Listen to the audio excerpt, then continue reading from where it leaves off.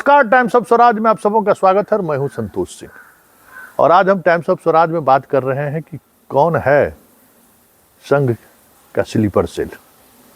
जी हां, संघ का स्लीपर सेल पर आज हम इसलिए चर्चा करना चाहते हैं कि आनंद मोहन पटना लौटने के बाद उन्होंने कहा है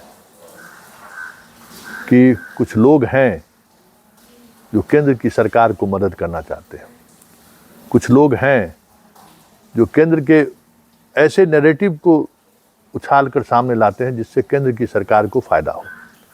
ये सवाल कई बार उठे हैं, चंद्रशेखर के मसले पर भी उठे, जगदानंद सिंह के बयान के बाद भी ये चीज़ें चर्चा हुई कि भाई ये इस बयान का आज मतलब क्या है।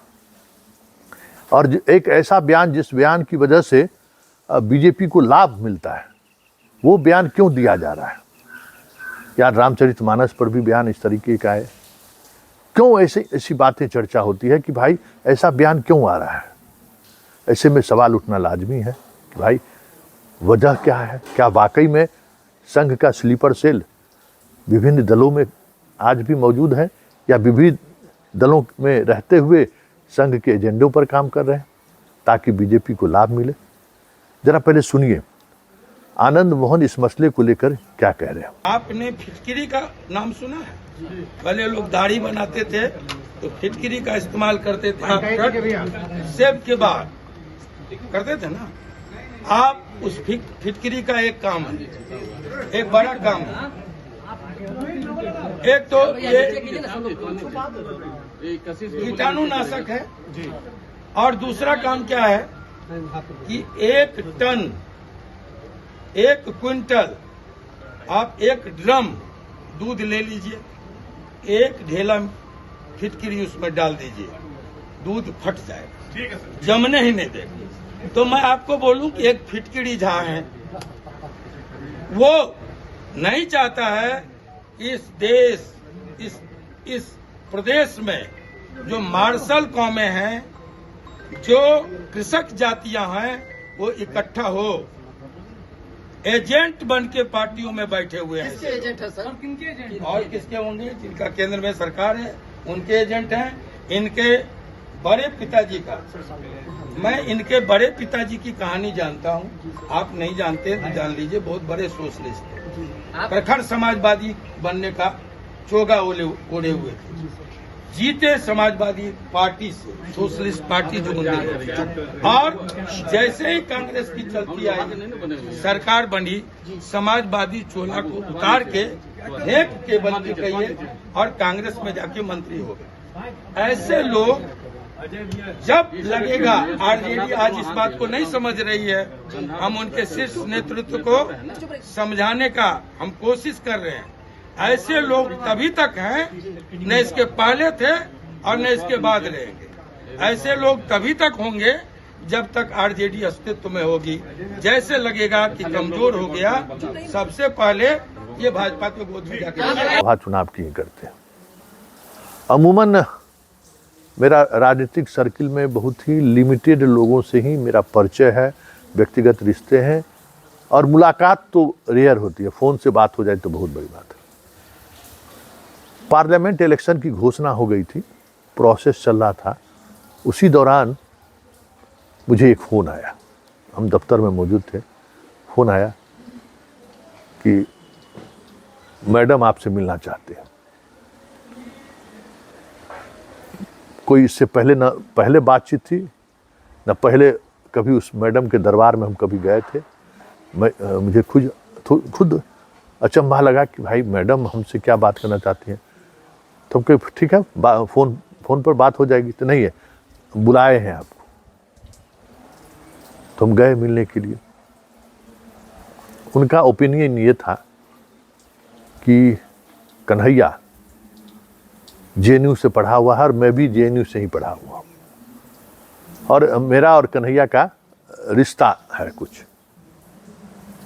तो उनके बातचीत से बहुत सारी चीज़ें हम समझ नहीं पा रहे थे, वो कहना क्या चाह रही हैं। खैर, उनके कहने का लब्बो लबाब यही था कि मुसलमाना के कोई वोट नहीं देगा। हमारा जो नौकरानी है जो काम करती है 20 साल से, वो भी बोल रही थी कि ईश्वर मियाँ सबको वोट नहीं देंगे। ये पंडितवा जो है बउआ को ऐसा दिमाग खराब कर दिया है, हैं? तो बताइए, ये पंडितवा को बेगूसराय में एगो मियाँ को खोज के उसको कोई वोट देगा? बताइए संतोष जी, कोई वोट देगा? कोई वोट नहीं देगा। कितना बढ़िया कन्हैया ठीक बोलता है, उसको देगा। कन्हैया तो मोदी से लड़ रहा है ना, मोदी से उसके इतना कौन चेहरा है जो मोदी के खिलाफ खड़ा होगा? लड़ेगा तो उसका इमेज भी जाएगा। अब पता नहीं क्या फूक के पढ़ा दिया है। आप बात कीजिए। हालांकि उस समय हम उसको उसी अंदाज से लिए, हमको मतलब ज़्यादा हम दिलचस्पी नहीं दिखाई, क्योंकि मेरा वो क्षेत्र ही नहीं था, और ना हम कन्हैया को लेकर अब उसके लिए हम लॉबिंग करें, ये मेरी प्रवृत्ति भी कभी नहीं रहा है। हम उनकी बात सुनकर फिर वापस हम लौट आए। फिर बात आई गई, संयोग बस कन्हैया का चुनाव प्रचार इतना हाई प्रोफाइल हो रहा था कि मैं भी चला गया उसके चुनाव प्रचार को कवर करने के लिए। तो पता चला कि मनोज झा 5 दिनों से बेगूसराय में कैंप कर रहे हैं। सिर्फ टिकट ही नहीं दिलवाए, वहां कैंप कर रहे हैं। और जितना कन्हैया के खिलाफ जेएनयू के जो छात्र विंग के लोग थे उनको लाकर उन्होंने बैठा दिया है। दिल्ली यूनिवर्सिटी के 2-3 ज़्यादा प्रोफेसर थे, उसको लाकर उन्होंने बिठा दिया है। अलीगढ़ यूनिवर्सिटी के कई छात्र नेता को लाकर उन्होंने बिठा रखा है। सब लोगों से मेरी मुलाकात भी हुई, कुछ सर्किल मेरा भी उस तरीके का रहा है। तो स्वाभाविक तौर पर जब हम बेगूसराय पहुँचे तो उस सर्किल से हमें सूचना मिली कि कहाँ है, भेंट मुलाकात होगी कि नहीं। तो जब मैं उस होटल में पहुँचा तो मैं हैरान रह गया कि कन्हैया को हराने के लिए मनोज झा जिस तरीके की तैयारी कर रखे थे वहाँ, वो देखकर मुझे हैरानी हुई कि टिकट गठबंधन में टिकट नहीं मिला, वो अलग हो गया। तो मेरा फर्स्ट रिएक्शन यही था उस दौर में भी कि आप लोग तो ठीक है, आप लोग आए हैं, लेकिन हमें लगता है कि ये संघ के स्लीपर सेल का ये आदमी है, क्योंकि हम संघ में काम किए हैं, संघ के लोगों से हमारा रिश्ता रहा है। संघ इसी तरीके के लोगों को अपना स्लीपर सेल में रखता है, जो अलग अलग चोला में आपको दिखेगा। तो उसमें कुछ लोग हंसने लगे, कहा नहीं नहीं ऐसी कोई बात नहीं है। हम कहा ना, मैडम की बात और आज जो जी हम देख रहे हैं, इस आदमी को किसी दूसरे कॉन्स्टिट्यूंसी में प्रचार करते हुए नहीं देखे हैं। यहाँ तो भाई प्रचार कर रहा है ये आदमी। तो कन्हैया से इसको क्या प्रॉब्लम है? जो विचारधारा ये मानते हैं वही विचारधारा कन्हैया मानता है। भले अलग अलग दल से चुनाव क्यों नहीं लड़ रहे, लेकिन कन्हैया का जमानत जब्त हो जाए, कन्हैया के प्रति जो यादव और मुसलमानों में जो का यूथ का जो आकर्षण है उसको रोका जाए। उसी दौरान एक हमराही रोसड़ा का बगल का है जिसको बाद में विधान परिषद बनाए, उसका, क्योंकि रोसड़ा और बेगूसराय लोकसभा क्षेत्र में 1 किलोमीटर 2 किलोमीटर की दूरी है। तो स्वाभाविक तौर पर पत्रकार हैं तो और रिश्ता भी है लोगों से।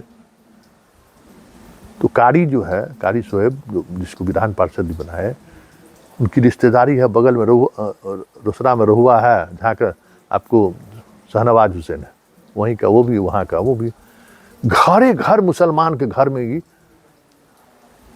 सेंधमारी कोशिश कर रहा है कि एक भी वोट दीजिए ताज हसन के भाई साहब को। वो IPS के भाई है, उनका अपनी भी छवि है। उस दौर में भी तब हमको लगा कि भाई इतना कन्हैया का जमानत जब्त हो जाए, मुसलमान यादव का जो यूथ है उसके तरफ वो टूट जाए, इतनी तैयारी करने की क्या जरूरत है भाई। खैर रिजल्ट जो भी आया, RJD के उम्मीदवारों का जो भी कुछ हुआ, तो ये उसी समय में हमें लगा था कि ये आदमी वाकई में संघ का स्लीपर सेल है। और एक और बात क्या याद रखिए, ठीक 10% आरक्षण आर्थिक रूप से पिछड़े लोगों को दिया गया था। ये RJD के मैनिफेस्टो में था। RJD कई बार इस मसले पर बोल चुके थे, लेकिन मनोज झा पार्लियामेंट में जिस तरीके से विरोध किया, बक्सर में अधिकांश राजपूत वोट नहीं किए जगदानंद सिंह को, वैशाली में जो उनका क्षेत्र रहा और वैशाली में रघुवंश सिंह का एक अपना अलग अलग तरीके की पहचान रही है, वहां राजपूत उनको वोट नहीं किया।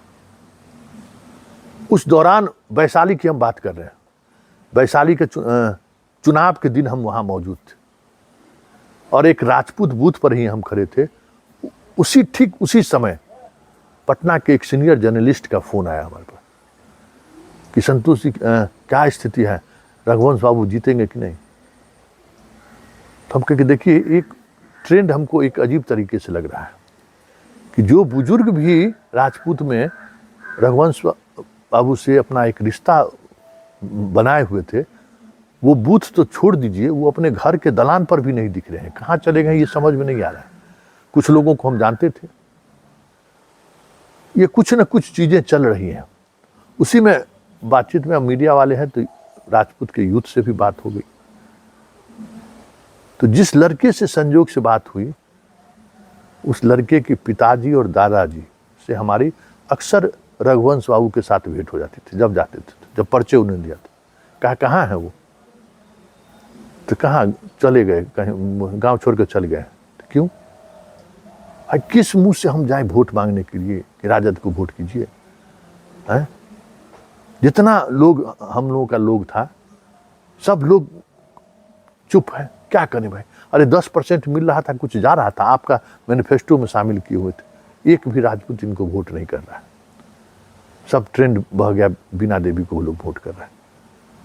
तो उस चुनाव में 2019 के लोकसभा चुनाव में सिर्फ रघुवंश और क्या कहते हैं जगतानंद सिंह ही नहीं हारे, सुपरा साफ हो गया आरजेडी का। खाता नहीं खुला पहली बार, और उसमें कहीं न कहीं बड़ा योगदान ये मनोज झा का वो बयान था। अब मनोज झा किसके कहने पर बयान दिए वो जाने, जगतानंद सिंह उसके बयान का समर्थन किए थे।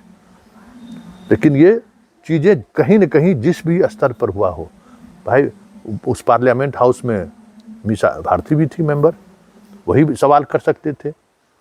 एक और उनका प्रेम कुमार गुप्ता है, वो उस बात को रख सकते थे। लेकिन मनोज झा जिस अंदाज में रखे और जिस आक्रामकता के साथ रखे, तो जो भी 2, 4, 5, 10% सवर्ण आरजेडी के साथ खड़ा था, जो बरसों से खड़ा था, बीपी सिंह के समय से लोग जुड़े हुए लोग, ये जिनसे हम वैशाली में बात करते, बीपी सिंह के समय में जो कुछ राजपूत बीपी सिंह के साथ सोशल जस्टिस के नाम पर जुड़े, ऐसा परिवार था। उसका ये कहना था कि हम लोग कुछ करने की स्थिति में नहीं। वो हार हुई। दूसरी घटना याद कीजिए, विधानसभा का चुनाव फर्स्ट फेज होने वाला था, हो गया था फर्स्ट फेज, सेकेंड फेज का चल रहा था। तो बाबू साहब को लेकर तेजस्वी बयान दे दिया, और जो बाबू साहब फर्स्ट फेज में जदयू के उम्मीदवार को हराने के लिए एरी चिट्ठी एक कर दिया, विक्रमगंज कंस्टिट्यूंसी में जहां राजेंद्र सिंह खड़ा थे, हम उस कंस्टिट्यूंसी की बात बता रहे हैं, और जय कुमार सिंह खड़े थे, उस कंस्टिट्यूंसी में हम वोट के दिन मौजूद थे, ये जानते हुए भी कि इस दोनों की लड़ाई में आरजेडी चुनाव जीत जाएगा। ये जानते हुए भी सब लोग जान रहे हैं, लेकिन वोट इसलिए एक तरफा नहीं किए कि अल्टीमेटली लाभ चाहे राजेंद्र सिंह जीत के जाए, चाहे जय कुमार सिंह जीत के जाए, दोनों तो नीतीश कुमार के यहाँ जाएंगे। इसलिए वोट का डिवीजन होने दिया लोगों ने। एक कोशिश करने के बावजूद भी एक फ्रंट पर लोग नहीं आए। इस स्तर पर लोगों का गुस्सा था कि लड़ाई होनी चाहिए, हम लोग जो भी होगा, क्योंकि लोगों ने भी विरोध उस तरीके से नहीं किया है, ये जानते हुए भी कि राजद को लाभ हो जाएगा। कोशिश भी नहीं, मतलब ये नहीं, ये इसलिए कि जिस तरीके से इन लोगों को आवाज उठानी चाहिए तो वो आवाज नहीं उठा, और मैक्सिमम राजपूत का वोट चिराग पासवान ले लिया। उस वजह से आरजेडी को लाभ मिला, आरजेडी चुनाव जीता भी। लेकिन क्योंकि उस चुनाव में लक्ष्य था कि नीतीश कुमार को हराना है, नीतीश कुमार के खिलाफ खासा आक्रोश था भूमियार और राजपूत के उसको से। बस बाबू साहब वाला बात हुआ, वीडियो वायरल होनी शुरू हो गई खेला, बिगड़ गया। और ऐसा बिगड़ा कि सेकंड फेज आते, थर्ड फेज आते, जो कह सकते हैं कि बीपी सिंह के जमाने से जो राजपूत लोग इनके लिए बूथ पर डटा रहता था, वो लोग बूथ छोड़ दिया। दूसरा उसका उदाहरण हम दे देते हैं। जाले से चुनाव लड़ रहे थे आपको ये अब्दुल बारी सिद्दीकी, और जाले में एक गांव है जोगियारा, मेरा ननिहाल है। स्वाभाविक तौर पे ननिहाल है तो वहाँ हम घूम रहे थे, गए थे। आरजेडी का वहाँ प्रखंड प्रमुख, और आरजेडी की वजह से वहाँ की राजनीति को वो प्रभावित करने वाला परिवार भी जो है, अब्दुल बारी सिद्दीकी के लिए उस तरीके से मजबूती से खड़ा नहीं हो पा रहा था कि ऐसा तेजस्वी बयान दे दिया, आप क्या करें हम लोग। दूसरी बात हम बता दे रहे कि दरभंगा सदर रमेश चौधरी राजपूत को इन्होंने टिकट दिया। MY समीकरण जीत सुनिश्चित था, लेकिन राजपूत उनको वोट नहीं किया। राजपूत मदन सहनी को वोट कर दिया। इस वजह से रमेश चौधरी हार गए। इस वजह से हायाघाट में भोला यादव हार गया, जबकि भोला यादव, रमेश चौधरी, ललित यादव, ये लोग एक कॉम्बिनेशन बनाया था दरभंगा में कि ब्राह्मणों को रोकने, ब्राह्मण का वोट हमें नहीं मिलेगा, राजपूत को वोट मिले। तो पहली बार राजद राजपूत को उम्मीदवार बनाया, और ऐसे सीट से उम्मीदवार बनाया जहां MY समीकरण और राजपूत मिल जाता तो 30,000 40,000 वोट से आता, लेकिन खेला खत्म। उसका लाभ न क्या कहते हैं भोला यादव उठा पाए, क्योंकि बहेरी कंस्टिट्यूंसी में आसपास राजपूतों की अच्छी बस्ती थी। ललित यादव को कुछ राजपूत का वोट मिला, उनका जो व्यक्तिगत रिश्ता था, लेकिन वो भी परिवार का वोट दिलाने में सक्षम नहीं हो पाए। तो दूसरी घटना, ये भी एक स्लीपर सेल का ही लक्षण है, जिससे नुकसान हुआ आरजेडी को दरभंगा में 4-5 सीट बढ़ सकता था दरभंगा प्रमंडल में, अगर इस तरीके की बयानबाजी नहीं होती थी, डिफरेंसेस नहीं होता था। वहाँ हुआ भारत पाकिस्तान वाला तो मसला हुआ ही, मुसलमान वाला ये अलग, ये भी फैक्टर रहा, लेकिन जिस फैक्टर को तोड़ा जा सकता था, भारत पाकिस्तान के फैक्टर को, जाति वाले फैक्टर से, वहाँ वो कमज़ोर पड़ गया। 4-5 सीटों का नुकसान दरभंगा में हो गया, नहीं तो उसी परमंडल से ये सरकार बना लेते, तो सरकार बनने से चूक गए। और चौथा मसला ये है कि किस तरीके से संदर्भ महिला आरक्षण विधेयक को उस वाल्मीकि जी के कविता से क्या कोरिलेट है, कोई संबंध तो नहीं है दोनों के बीच, बताइए ना, कोई संबंध है? उसको कहने का क्या मतलब है? हाँ, ये आप जरूर है कि कहने से पहले आपने सफाई दे दी, लेकिन अब चीजें देख लीजिए कि आपके इस बयान से किसको लाभ मिल रहा है, क्या गोलबंदी हुई। आनंद मोहन को अपनी राजनीति की रोटी सेकनी थी, वो भाजपा में जाए या आरजेडी या जदयू के साथ रहे। जिस तरीके का विरोध उन्होंने किया है, एक बार फिर से राजपूत के यूथ को मोबिलाइज करने में वो कामयाब रहा। जो बेटे और बेटी के शादी के दौरान जिस तरीके के मोबिलाइजेशन उन्होंने किया था, जिस तरीके से यंग लड़कों को उत्साहित किया था अपने साथ जोड़ने का, हाल के दिनों में थोड़ा दुरा हुआ। कितना दिन टेम्परामेंट बना के आप रख सकते हैं जाति वाली ट्रंप पर? उनको आप एक ट्रंप कार्ड दे दिए। अब आनंद मोहन स्थापित नेता फिर से हो गया, और आज जो आनंद मोहन लाइन लिया है, वो लाइन तो मुसलमान और राजपूत दोनों को जोड़ने का लाइन लिया है। तो ये भी एक सियासत है। लेकिन इन सबसे इतर जो सबसे महत्वपूर्ण बात है कि आप जो इस तरीके का बयान दे रहे हैं, उस बयान से लाभ किसको हो रहा है? और अगर लाभ बीजेपी को हो रहा है, जो दिखा है कई मौके पर, तो ये कहना स्वाभाविक है कि आप संघ के स्लीपर सेल हैं, क्योंकि संघ का स्लीपर सेल कमोबेश इसी अंदाज में काम करता है।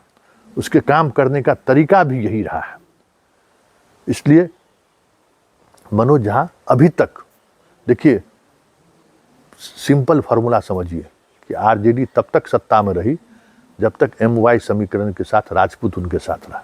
अंतिम चुनाव में, लोकसभा चुनाव में, 4 राजपूत ही उनका जीता था, बाकी सब लोग हार गए थे। लालू तक हार गए थे चुनाव।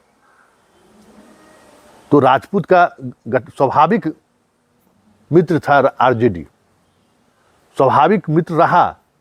लेकिन जैसे जैसे राजपूत उनसे अलग हुआ, भाई अब नीतीश कुमार को हराने के लिए बाढ़ में राजपूत नीतीश कुमार को वोट नहीं किया था। नीतीश कुमार को राजपूत से खुंदक इसी बात को लेकर है। कितना काम करने के बावजूद भी लोग विजय कृष्ण को जिता दिया वहां। ये अलग बात है कि रिजल्ट का परिणाम जैसे भी हो बदल गया, लेकिन हरा तो दिया। 200 400 500 वोट से हार जीत हुई। तो ये स्वाभाविक गठबंधन था बिहार की राजनीति में। उस गठबंधन को मनोज झा जिस तरीके से तोड़ने का काम किया, कन्हैया अगर चुनाव में फाइट करता, आरजेडी उसको समर्थन करता, तो एक नया कॉम्बिनेशन बिहार में बनता। देखिए ऐसा नहीं है कि सोशल जस्टिस के जिस वाल्मीकि के सहारे मनोज झा अपने आप को समाजवादी दिखाना चाहते हैं, कभी मनोज झा किसी ब्राह्मण गांव में जाकर ये बात नहीं किए। लेकिन कन्हैया भूमियारों के गांव में जाकर इस बात को मजबूती से रखा है और फाइट किया है, और उसी विचारधारा के सहारे उस गांव को 10 युवक को अपने साथ जोड़ा है।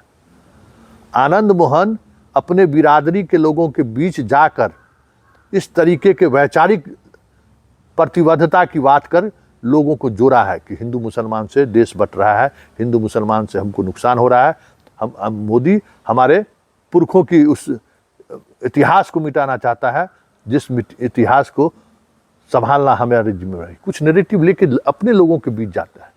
5वां साल होने वाला है ना मनोज झा।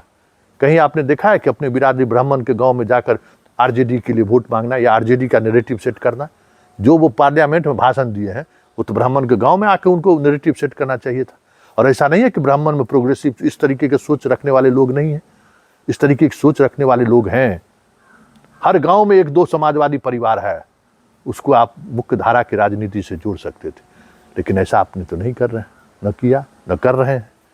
ऐसे में ये आरोप लगना लाजमी है कि आप संघ के लिए काम कर रहे हैं, और 2024 में अगर आरजेडी से राज्यसभा सदस्य का टिकट अगर नहीं मिला, तो 2-4 महीने के अंतराल में आप बीजेपी के खेमे में दिख जाएं तो कोई बड़ी बात नहीं होगी।